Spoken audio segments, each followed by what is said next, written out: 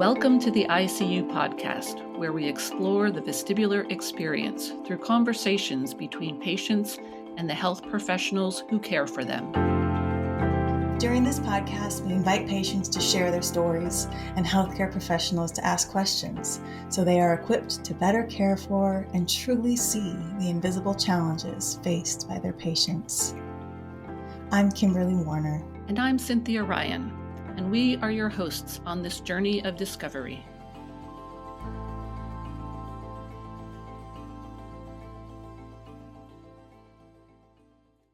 Welcome, everyone, to today's ICU podcast, where we're exploring the fascinating connection between gut health and vestibular disorders. Boy, I'm so excited for this conversation. We're going to learn about why taking care of your digestive system might actually be an overlooked piece of your wellness puzzle. What happens in your gut doesn't always stay in your gut. When the lining of the intestine becomes compromised, it can lead to systemic inflammation, nutrient malabsorption, and an imbalanced microbiome, all of which may influence vestibular systems like vertigo, dizziness, and balance issues. The gut is also a major producer of neurotransmitters that affect mood and nervous system balance, and imbalances that could potentially affect how your brain processes vestibular signals. So today we're going to break all of this down, talk about what gut health really means, how it intersects with your vestibular function, and some practical takeaways you can consider as part of your overall health strategy. So we're really excited about this. I'm going to introduce our first guest, Leah Kingsley. Welcome, Leah. She is an actress, writer, producer, and director. Her acting credits include films like stars like Will Ferrell and Woody Harrelson. Oh my gosh, that's so exciting. And TV shows like Criminal Minds. She is a champion for female-driven stories, and her scripts have been finalists for Sundance, HBO Project Greenlight, and the New York Television Festival. Leah has been experiencing vestibular migraines for the past year. She is still new to this journey, and we actually had a nice chat about this 6 months ago or so. So I'm so happy to include you in this community. One of the things that she has noticed, though, is that foods that she consumes have a direct correlation with how well her brain and vestibular system operate. So lots to talk about here. Welcome, Leah. Thank you so much. I am so excited to be here and talk about this journey and talk about gut health and how it's affected me, and hopefully be able to shed some light for other people that are going through this too, and let them know that they're not alone and there is light at the end of the tunnel and all the things, because it's been quite the journey over this past year. So I'm really happy and honored to be here. Thank you. Oh, thank you. Welcome. Well, I'm excited also to introduce our other guest, Carla Alpert, who's a trauma-informed, board-certified health and wellness coach and functional medicine practitioner. She focuses on gut health and how it affects overall health, because unlike Las Vegas, what happens in the gut doesn't always stay in the gut. Symptoms become the way your body tells you that there is an imbalance, and many times problems that seem unrelated to gastrointestinal health, like brain fog, fatigue, and anxiety, and even skin issues, can start from an imbalance in the microbiome.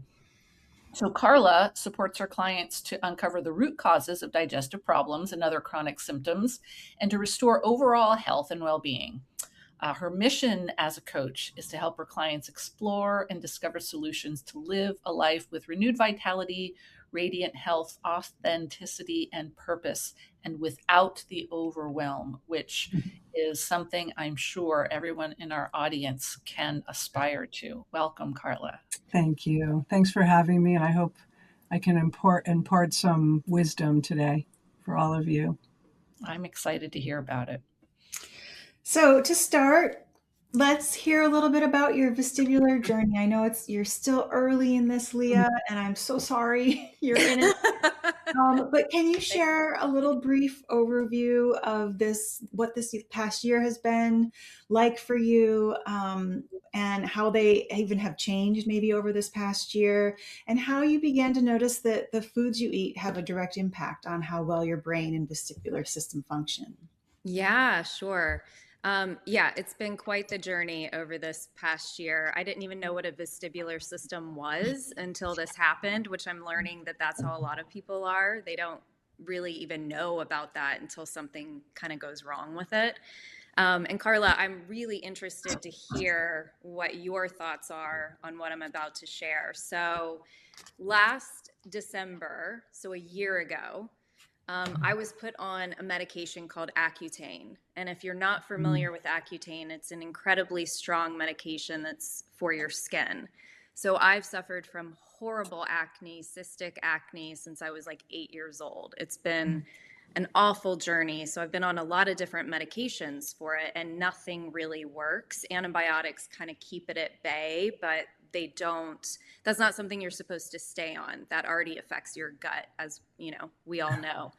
So in December, I was put on Accutane. My dermatologist told me they would rather me be on that than antibiotics. So I started taking it. I was on it for about a month. I had no side effects or issues, so they ended up doubling the dose. And after they doubled the dose, 3 weeks later, I woke up one morning and I was going into my bathroom to brush my teeth, and I was extremely dizzy. I've never been dizzy in my life. I didn't know what vertigo was. I was an athlete growing up. I did ballet, yoga, very good hand-eye coordination my whole life. And I was like, what is happening? This is weird. Why do I feel weird brushing my teeth? And I couldn't understand what was going on. And then it went away. And then it came back, and then it went away.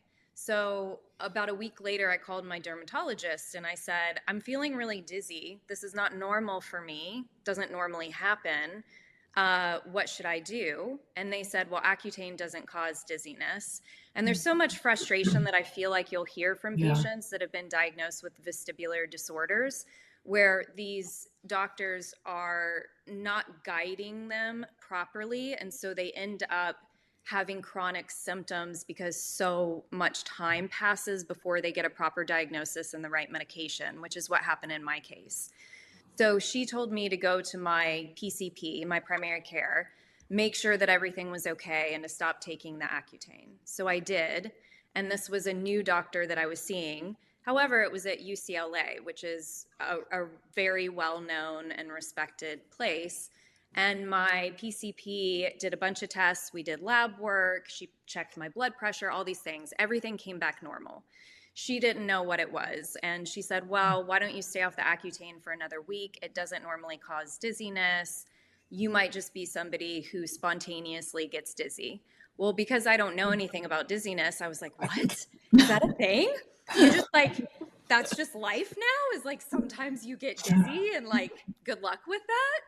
So I left, and I was like, all right, well, I guess this is my new life now. I don't know what to do.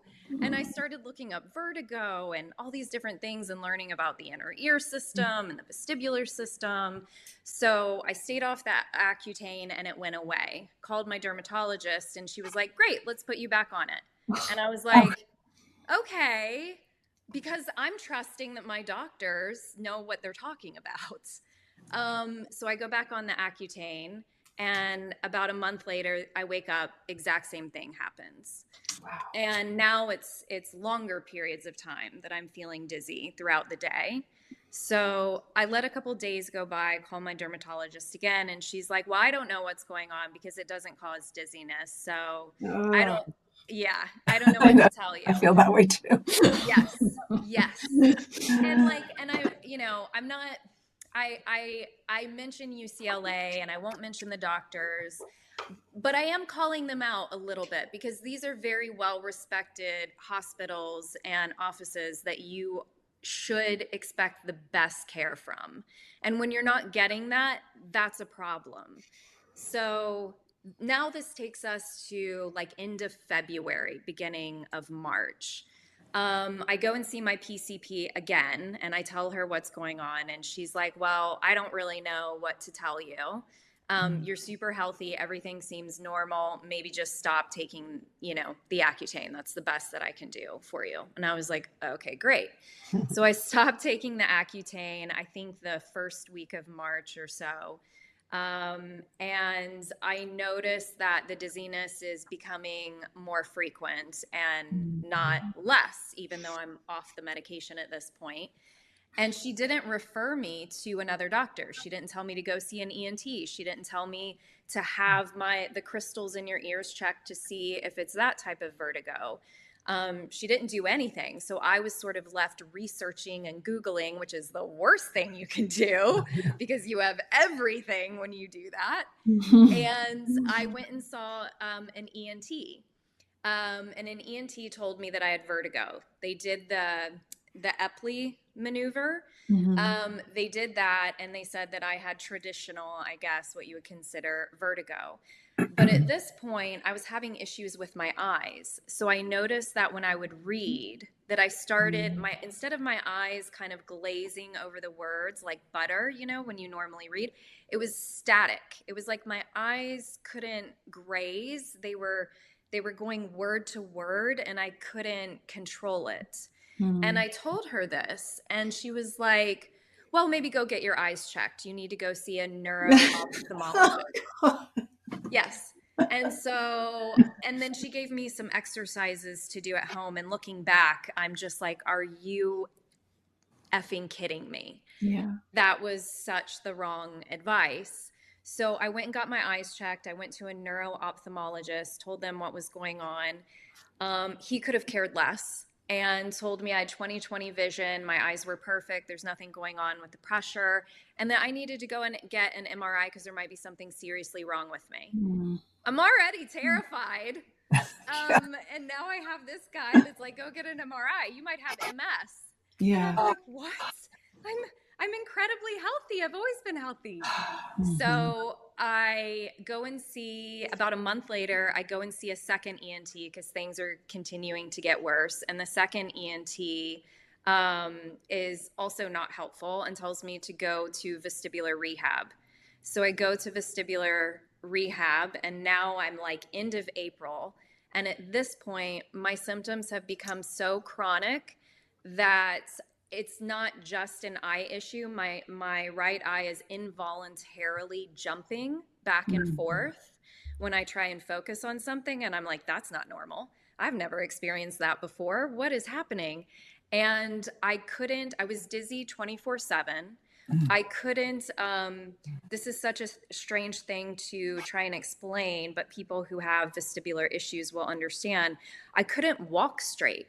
It felt like I was drunk without the fun of alcohol. It was like I couldn't get out of bed and just walk to my living room straight. I felt completely discombobulated. My equilibrium was off. I could feel my brain trying its best to balance me. I would like lean over to pick something up, and my whole body would continue leaning over instead of you having that normal kind of stopping point.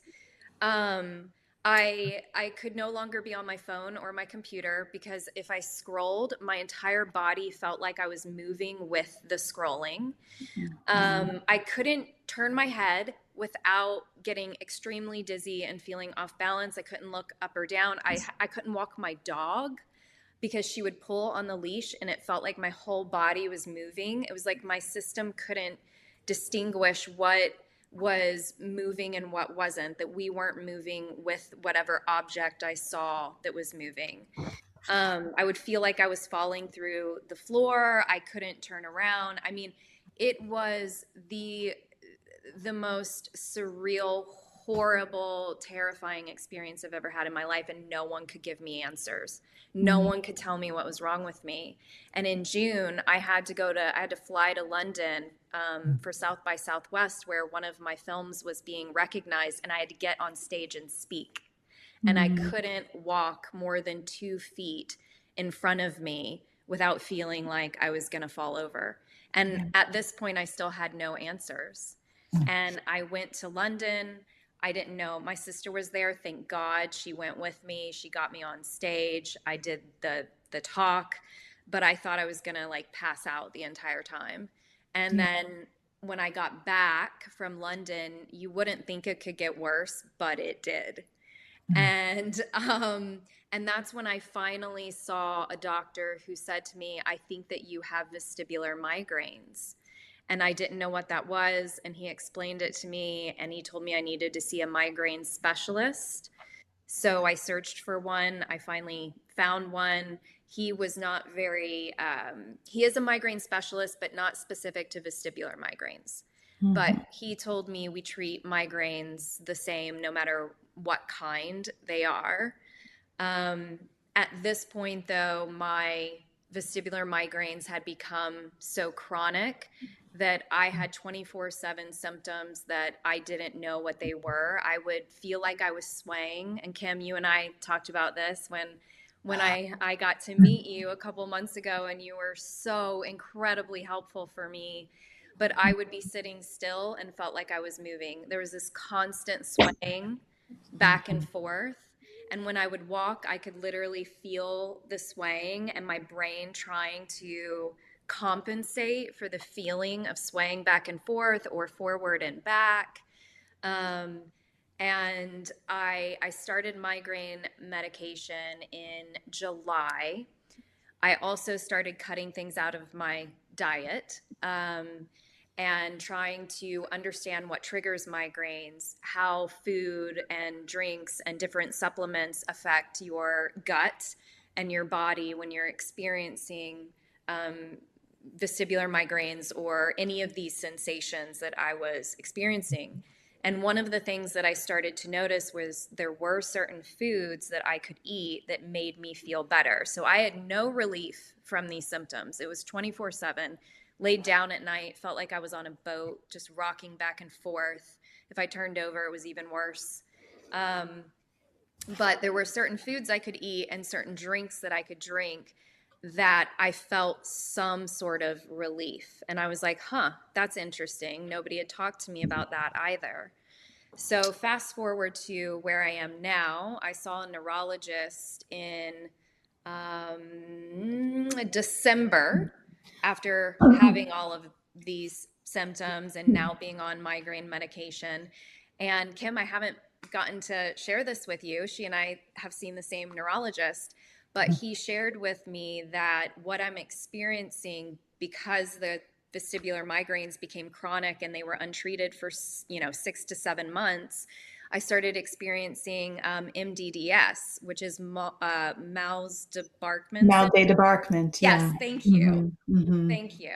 Yeah. And I thought I had triple PD, which is something that people develop from untreated vestibular migraines. I mean, it can come on from other things as well, but that's what I thought I had. And he said, no, you're experiencing MDDS.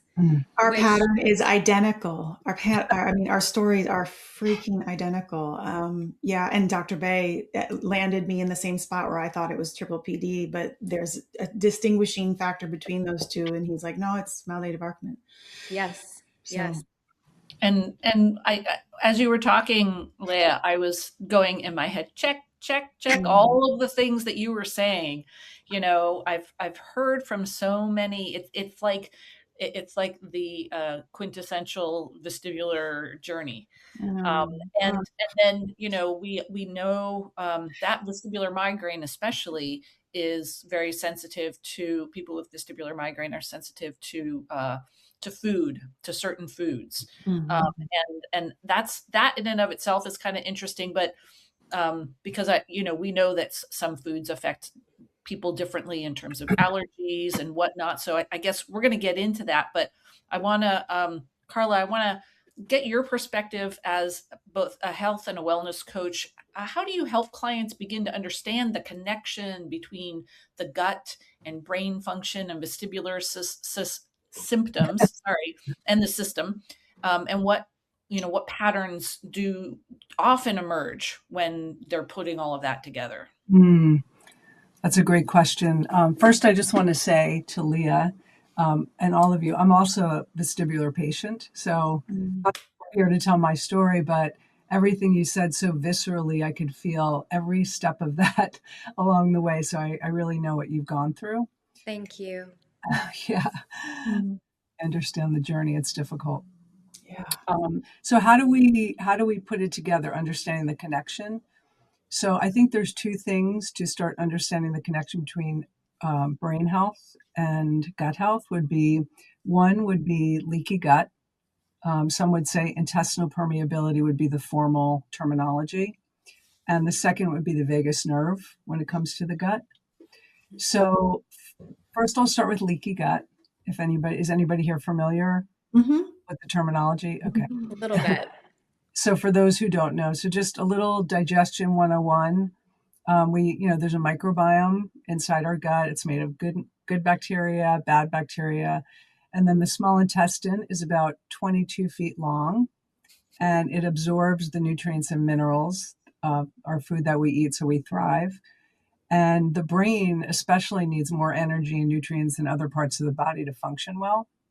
So let me explain what happens when we have leaky gut using a cheesecloth example. So if you see your small intestine about 22 feet long, a very small thin tube, imagine it is coated with cheesecloth. So it's almost like a fine filtering system. So when you digest your food, all the nutrients and minerals that you need to thrive sift through the cheesecloth and they go to where they're supposed to go throughout your body, transferred by the blood into other organs to supply all the nutrients you need. So now let's imagine the cheesecloth has holes poked in it.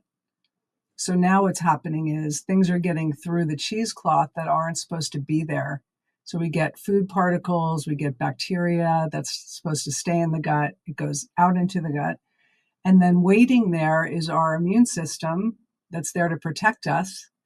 And they launch an attack. So you can imagine like a fire department coming to put out a fire.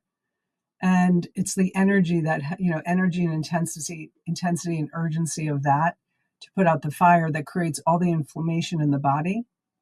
So basically things leak through, your immune system sees it as a foreign invader, it attacks it, and then creates inflammation throughout the body. So that's one aspect of what's happening. So does anybody want to jump in or have any questions before I go to the next? I'm curious if there's an understanding of what causes leaky gut and also curious as to how to prevent these things, which I'm sure you'll probably go into. Yeah, well, I can just briefly touch upon that. Oh, Kim, I think you're muted. I agree. Like I'm this Accutane piece here. It's like, are there some drugs that can almost cause leaky gut or at least imbalance the microbiome? Absolutely. And when Leah was telling her story, all I could think of is, because I do a lot of health investigative work, So I hear that and I hear a history of acne, medications, antibiotics, then Accutane. So my curiosity goes right to Leah's gut, like what's going on with her gut? And the other thing I heard in Leah's story is, why do you have acne to begin with? Because that could also come from imbalances in the gut. Sure. It can affect your skin, right? Mm-hmm. So some of the causes of leaky gut are like digestive issues in itself, unable to digest the food well, maybe a lack of enzymes or something like that. Over-the-counter medications, antibiotics, prescription medications, food sensitivities. So like gluten and wheat is a big trigger for leaky gut because it pokes holes in your intestinal wall. And stress is a huge one. So those are some things that would cause a leaky gut in the first place. Yeah. Makes sense. Yeah. So, Cynthia, did you want to say something? No. So yeah, let me just touch upon the second part of that, which is the vagus nerve. So are you familiar with vagus nerve and what that is? Yeah, because it's we talk about that a lot with we were talking about the other day on during our conference because a lot of people with vestibular migraine had the question of there are these devices that help stimulate the vagus nerve. So there was discussion about Right. how helpful those are. But so it plays a part of other parts of vestibular migraine other than the gut, or maybe that's the part that it's playing that I didn't understand.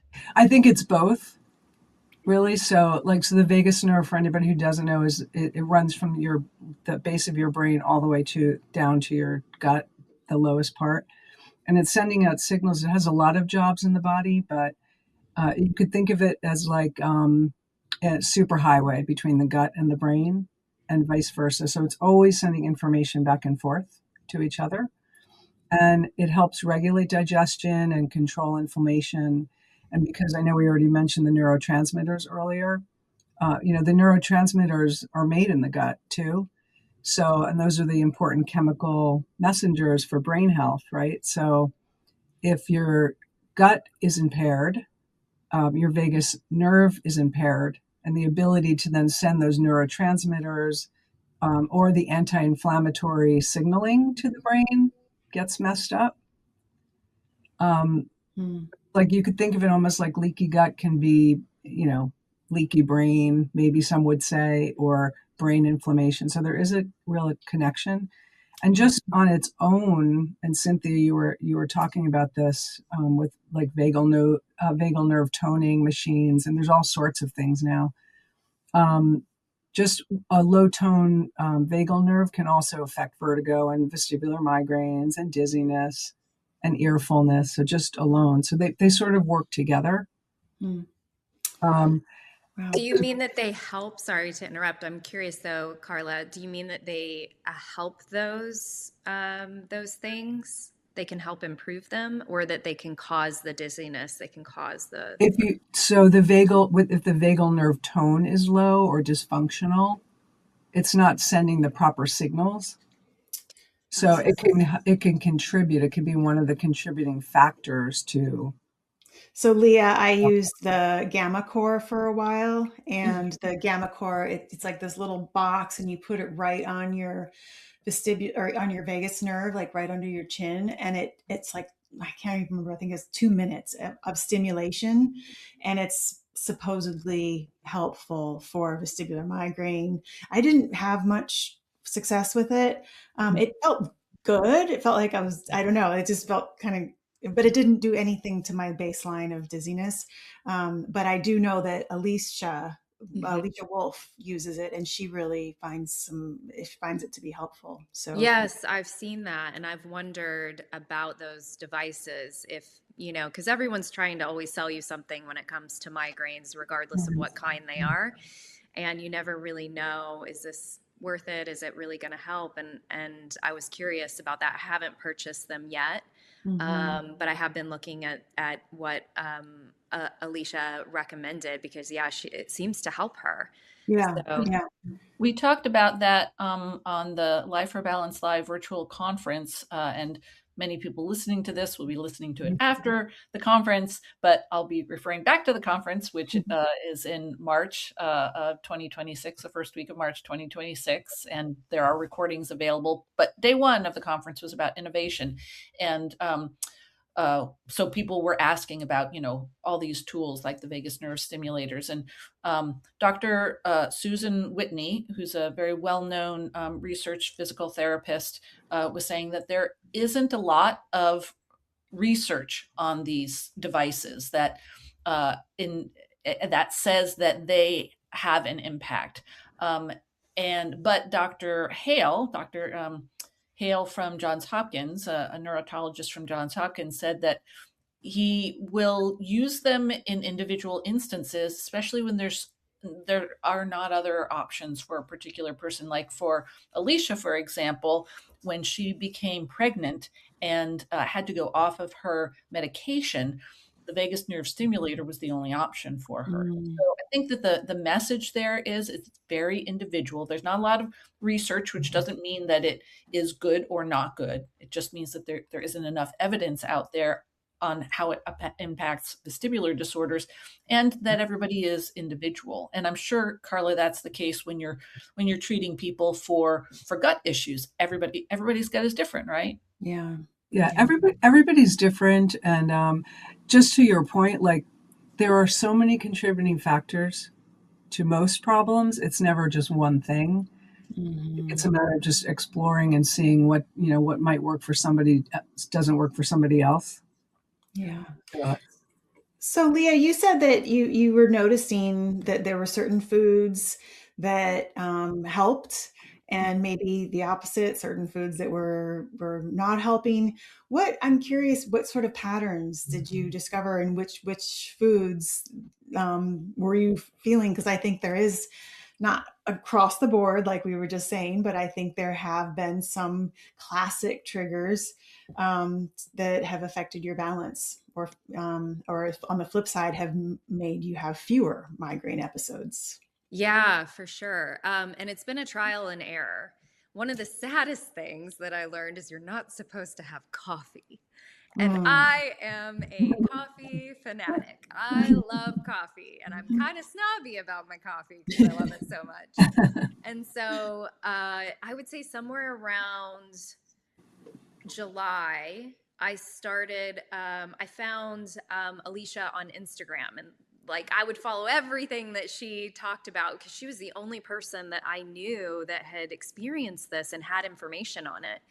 So I bought her cookbook and I read about all of these different foods that can possibly trigger migraines, and kind of what you were talking about, Cynthia and Carla, that it's sort of an individual experience. What triggers me may or may not trigger somebody else, but there do seem to be certain things as a whole that can affect a larger group of people dealing with this, and coffee seems to be one of them.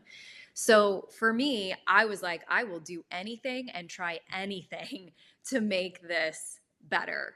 So I cut out every single item of food and drinks that was recommended in a really strict way. So nothing that said natural flavors. I looked at every single ingredient on anything that I bought. I didn't eat out very much unless it was something that I knew I could have, like plain grilled shrimp with rice and something else that was like considered to be okay. But I really cut everything else out. So coffee, anything that might have MSG in it, avocados, bananas, which I love, tomatoes, mushrooms.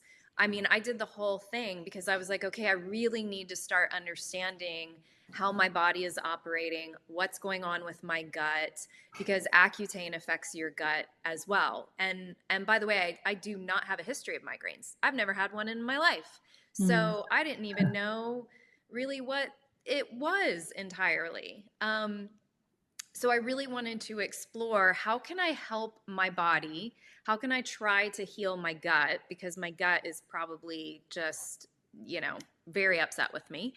And do a trial and error. So I cut out everything for about 2 months while I was on medication. And then I would slowly start to bring in certain foods. And I was really careful about what that meant. So avocado, for example, I brought avocado back because I love avocados, eat them every morning. I brought eggs back. And I tried not to be hyper vigilant because I was still getting the migraines pretty consistently at that point. So it was hard for me to decipher what's triggering it and what isn't. But if I stayed with a food long enough and then maybe reintroduced another food and stayed with that long enough, I could start to see a pattern. And if I felt like I think this might be triggering something, I would cut it back out. And then I might bring it back in later down the line. So, one of the things that I noticed that helped me tremendously was meat. And I am really sorry for anybody who's a vegan or vegetarian. I completely understand why you are. Um, but for about 6 or 7 months when this started, I wasn't eating a lot of meat. I was dating somebody who was a vegetarian, so it was a lot of vegetables and things like that, which I already had in my diet. But meat was actually pretty much cut out for the most part. And then I started to learn, though, that our brain really needs protein. And there were a lot of of things in the protein world, in the vegan and vegetarian world that I actually couldn't have that have protein in them that you might supplement if you didn't eat chicken or, beef or something. So I started eating much more protein. I started eating a lot more chicken. I started eating a lot more eggs, a lot more beef, things like that. And I noticed that I would feel a significant difference in how my brain was operating and how dizzy I felt in my vestibular system and how it was corresponding with my brain. And it was a huge relief. And it would be, a certain percentage that I felt better, but man, I would take that. And then I noticed that if I wasn't eating every 3 hours, I would start to feel my symptoms intensify, and I would start to feel head pressure, and I would start to feel like I was getting a headache, and my dizziness would get worse. And I was like, what is going on? There's clearly something to this. And so I started reading and researching and learning that your brain needs so much energy. It needs, I think it takes like 20% or something like that, more than the rest of the body. That might be, that number might be incorrect, but it's a high number. It needs a lot of fuel. And so the brain is going to take all the fuel before the rest of the body does. So it's burning through this protein that I'm eating, and probably because everything is so, wackadoodle in my brain at the moment, that it's probably needing more than it normally would.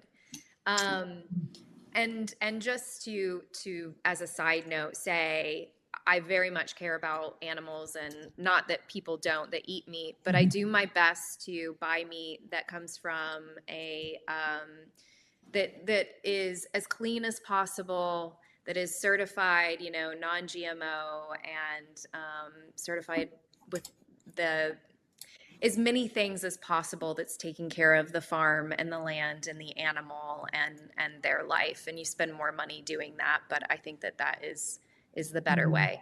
But I have noticed a massive difference. And I asked Dr. Bay about it, my neurologist, and said, what's kind of going on that, number one, if I don't eat every 3 hours, I'm feeling these symptoms. And I would love to hear your take, Carla. I'm feeling these symptoms more strongly. And number two, if I specifically eat protein, animal meat, I feel 1,000 times better. And then the last thing I noticed was coconut water with no added sugar, organic coconut water. It is like fuel for my brain. And I asked my neurologist about that as well, because I was also like, is that too much sugar for me on a daily basis? Because I will drink a giant liter of it every single day because it helps me so much. And he was like, as long as you're not having like sweets and cookies and cakes and things like that, you can have that every day. It's, it's completely fine and good for you. Wow. So there are a lot of things to unpack there, specifically about, protein, and I'm guessing it's the electrolytes in the coconut water. But Right. Carla, before we get, I'm sure you're going to get to that in the answering of this question, but I wanted to kind of take a step back and ask how do you deal with,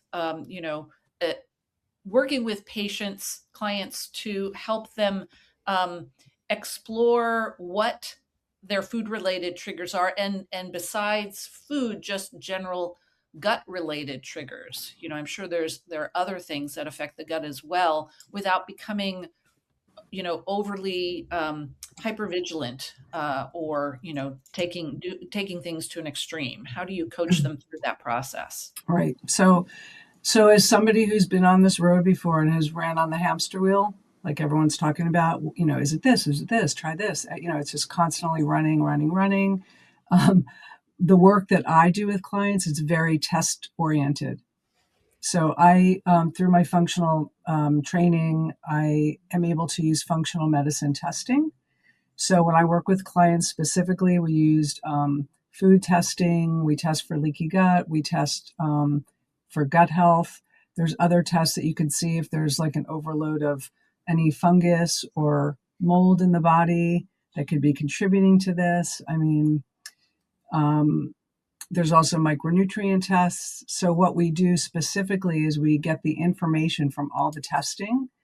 And again, I don't diagnose anything. it's really about getting all the information, collecting the information, and educating the clients on what their healing opportunities are specifically.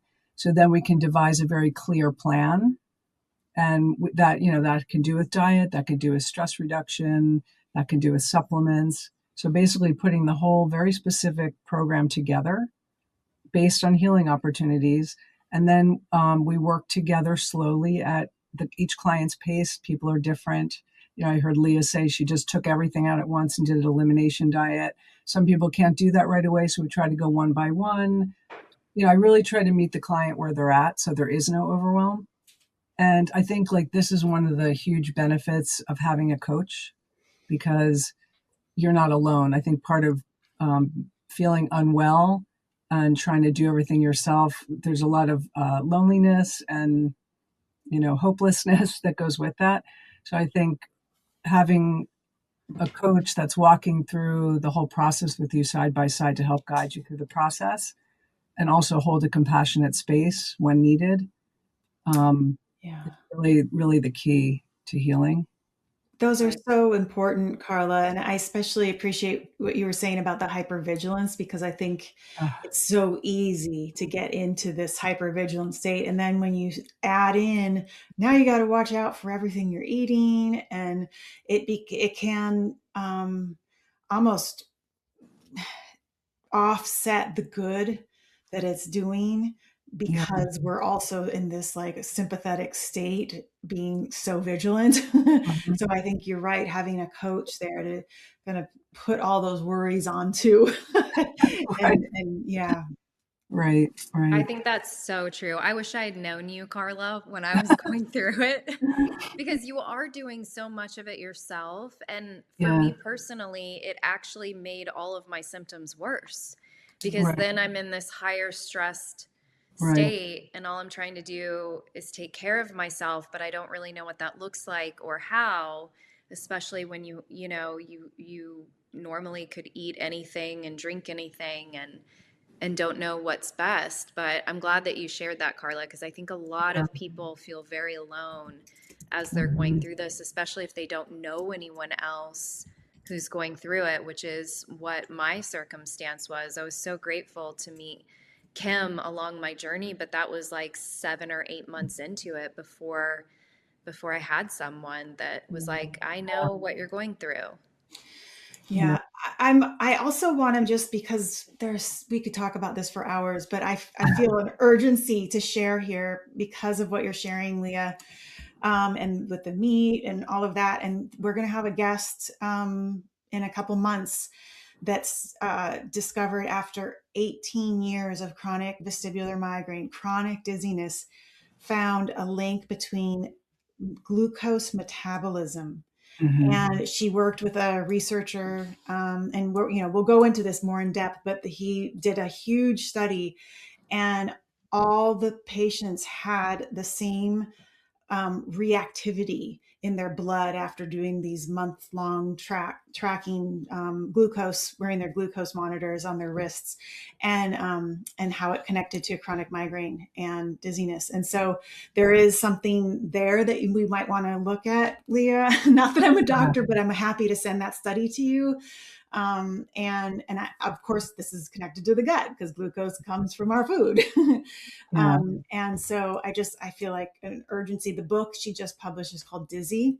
And it just came out a couple of weeks ago, and it's incredible. It's an incredible resource. I will warn you that it will trigger you too. I have been dizzier since I read it, just because of the rage that I felt reading what she had gone through for 18 years. Anyway. Of course. Yeah. One of the things that, from what all of you are saying, I just kind of want to bring it back to is, Carla, you were saying you do testing, you gather data, and then Kimberly, you were talking about the glucose having an impact. So gathering that data seems like a really important part. You can, so much of that, you did your own testing, Leah, you tried this, you tried that, but you might not have known why this thing worked and that thing didn't work. So having that empirical evidence sounds really helpful to me to guide your decision making process. And then, as you were saying, Carla, just having someone to give you feedback, on someone to talk to and give you feedback, so that you're like, I think this is working, but I'm not really sure. Yeah.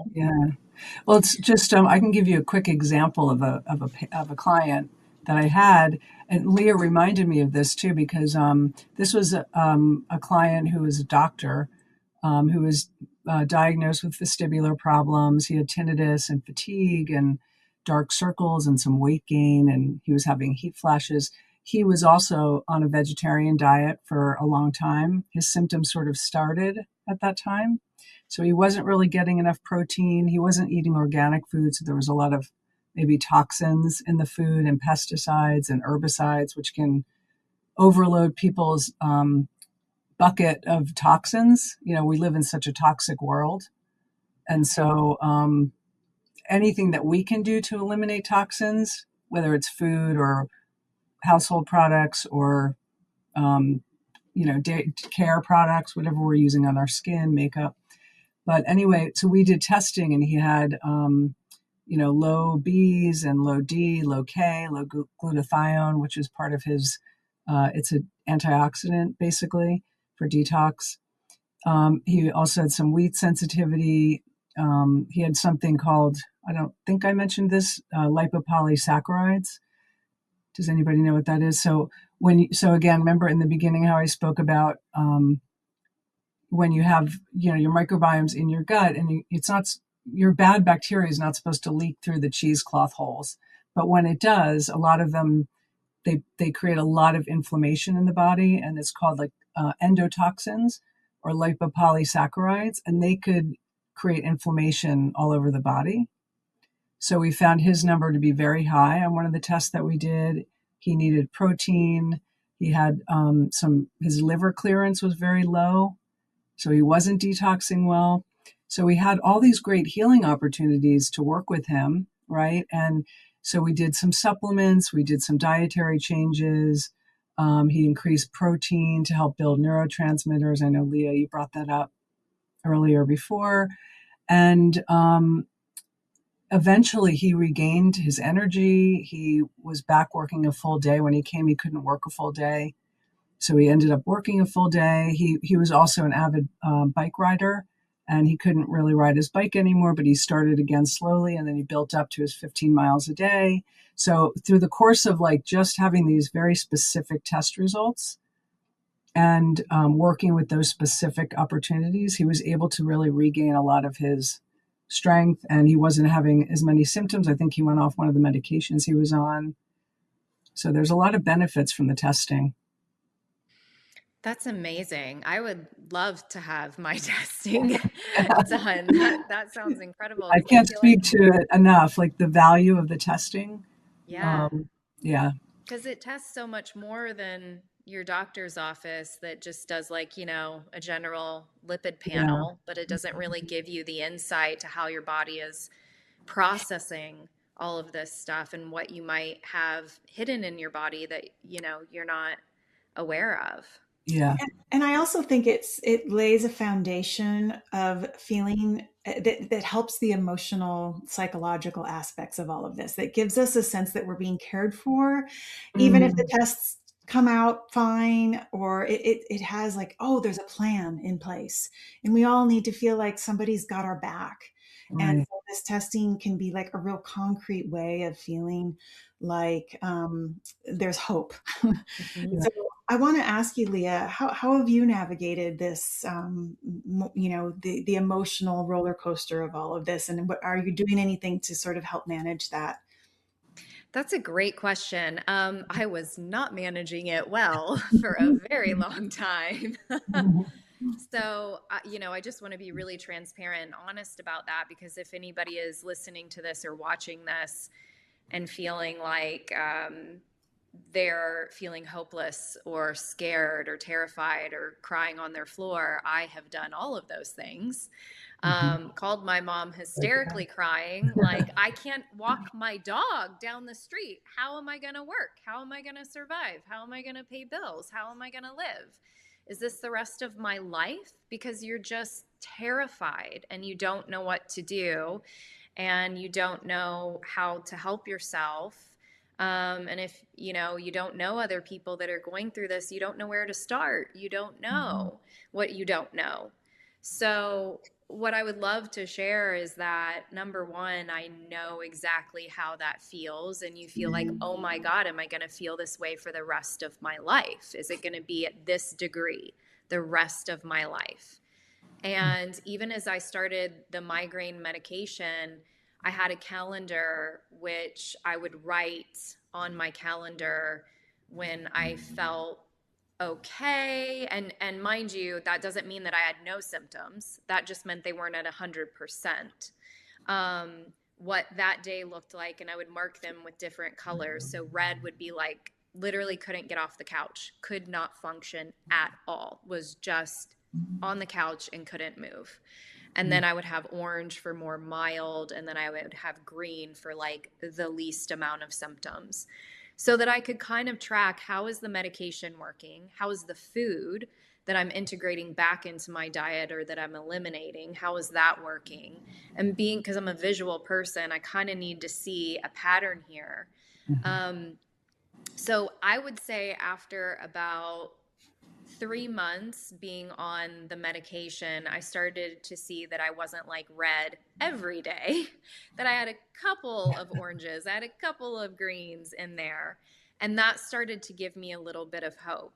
And then when I started to learn that there were other people going through this and that I wasn't alone and that there was treatment available. And I think that that was the biggest thing, was that there was treatment and there was help, and just having people reassure me it does get better, it can get better. I really clung to that. I do a lot of meditation, I do yoga, I pray. I'm a pretty spiritual person, but this definitely knocked me off course, where I was just really struggling with that, but found my way back to it. Because I also learned, like, your nervous system has a lot to do with this as well. And so we've got to bring down the nervous system that's in this hypervigilant survival state. And when I met the neurologist, I also started seeing a psychiatrist. I think therapy is incredibly important as you're going through this, because you do need somebody that you can talk to. And explain to them how you're feeling and just be able to cry. So my therapist was really beneficial in that. Speaking with you, Kimberly, was just such a light, because I felt like I wasn't alone. And I remember you saying to me, it can get better and it will get better. And in the moment, it's hard to believe that. It's really hard, because you just feel like such crap, and you just have for so long, that you can't even see when you do feel a little better. Like, it's really hard to tell.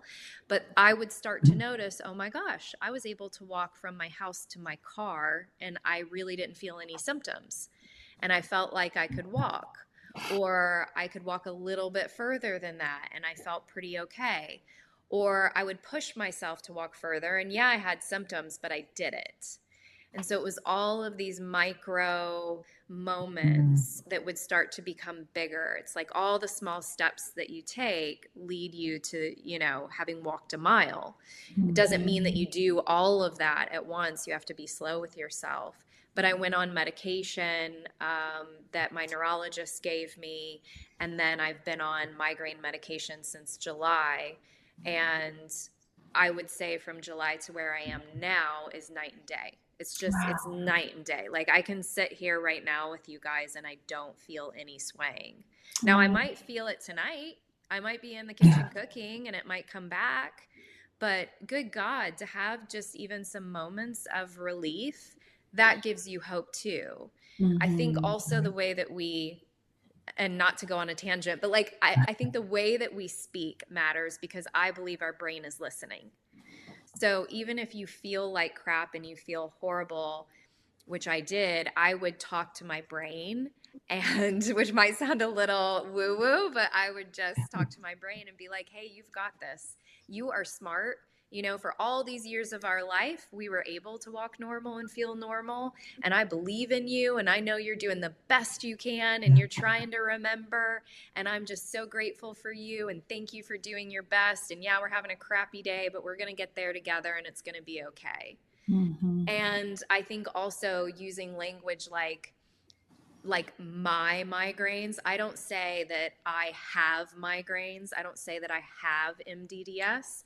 I say I'm experiencing migraines. I'm experiencing symptoms of MDDS, because it creates a detachment. It's not part of you. It's just something you're experiencing. And then you might have a day where you don't experience it at all. And just for anyone who's listening also, I can drink coffee now. Not everyone's coffee, but I can have Starbucks coffee, and I can have coffee that is processed naturally. So there's like a Swiss, I think it's called like Swiss OS process or something like that. And it's the way that they process it. I can have that coffee. I can have avocados, bananas, yogurt. I've reintroduced over this very slow process lots of foods that I have eliminated. And I mean, so far, knock on wood, I'm able to have all of them at this point in my treatment. Now, that wouldn't have been the case, a month, 2 months in, 3 months in. This has been a process. I'm 7 or 8 months into medication and treatment now. So I just want to give that hope to other people too. That's such great guidance, Leah. Thank you. Hope is a big part of it. I mean, the mental and emotional challenges are a big part of the vestibular journey. And I imagine, Carla, that they're also part of the gut health journey. I mean, how do you, when you're counseling your clients, how do you deal with the mental and emotional challenges that they're going through, and do those affect their gut health? I mean, it seems like it's a circular thing. Yeah. I think, healing is never a straight line. I think we all know that. And going back to just really holding a compassionate space and seeing the person's pain and struggle is part of the healing in itself.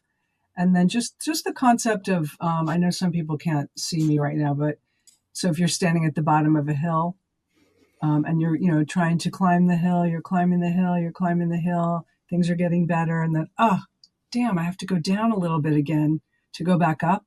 And so I like to remind people when they get to the point of the hill where there's a little dip, to remember that they're not at the bottom of the hill. Like there's really been some progress. And even like Leah said too, like when she saw more green and more, orange on her chart, it was like, oh, okay, like there is something that's better now than it was yesterday and the day before and the day before. So seeing the progress and reminding people of that, that they're not stuck in the cycle that they were in. Mm-hmm. I want to end with one more question for you, Carla, and that is, here's somebody who's listening who has not explored gut health as part of their vestibular journey. What would you recommend as the first step to getting started? Okay. Well, I would say the first thing somebody could do is start working with the diet, like cleaning up the diet, non-processed foods, organic when possible, getting rid of toxins and things like that. I'm a little bit biased, I got to say, because I do think people, so you're not running on the hamster wheel. If you can find a functional practitioner to work with to do testing, so you're not guessing all the time. So like in my world, we say we test, don't guess, because then you'll have like the information that you really need. Because there's, everything is inundated and flooded with so many conflicting information and supplements and what diet. There's thousands of diets. So you have to find what's right for you. But if you just want to get started, I would say just cleaning up your diet the best you can to eliminate toxins. And the microbiome tests seem to be pretty effective. I think I don't know, maybe you have a different opinion, but I did one through Thorne and it was so thorough and was really, really helpful. It wasn't cheap, so I don't think I'll be doing it again anytime soon, but it was really, really thorough. Yeah. You bring up a good point. The testing is not cheap, unfortunately, and it's not covered by insurance. But the value, I feel like it's an investment in yourself, because you do see, like, do I have an overgrowth of some sort? Do I have a parasite? Do I have H. pylori? Do I have candida? And all of those things can be blocking your absorption of nutrients and minerals that you need for brain health, right? Or they can be leaking in and creating inflammation. So you really have to weigh out, like, it's an investment in your health. Well, I love that you give people options. There are things people can do for themselves, and there are things that people can invest in to learn more about what's going on in their gut. So thank you for that. Thank you for sharing your expertise with us today. And Leah, thank you for sharing your experience so wonderfully and vulnerably. Like I said in the beginning, I listened to your journey, and while painful, I heard what I hear so often from vestibular patients, the challenge. You really expressed the challenges so well, but I love that you ended on the message of hope. So thank you so much. Yeah, thank you both. This was such an enlightening conversation. Yeah, thank you all so much. I'm so honored to be here and so grateful. Yeah. All right. Thanks, everyone. Take care. Bye-bye. Bye. Thanks for tuning in to ICU this month. We hope this conversation sparked new understanding of the vestibular journey. And for all of our patients out there, leaves you feeling just a little more heard and a little more seen. I see you.